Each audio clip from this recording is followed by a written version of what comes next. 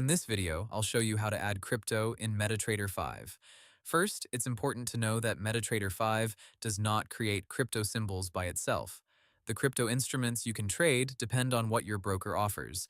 If your broker supports crypto, you can add those symbols into MarketWatch and open their charts. MetaTrader 5's official help says symbols are added from the MarketWatch list or the symbols window.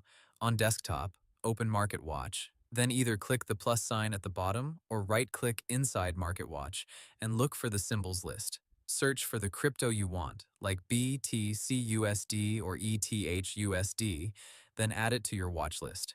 Once it appears, right-click the symbol and open a chart if you want to analyze or trade it.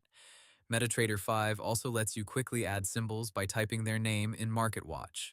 On mobile, open the Quotes tab, tap the Add button, choose the symbol group, search for the crypto pair, and tap it to add it. MetaQuotes says symbols are filtered as you type, which makes crypto pairs easier to find. If you don't see any crypto symbols, that usually means your broker does not offer crypto trading on that MT5 account. Hope the tutorial was helpful. Subscribe to my channel and see you in the next video.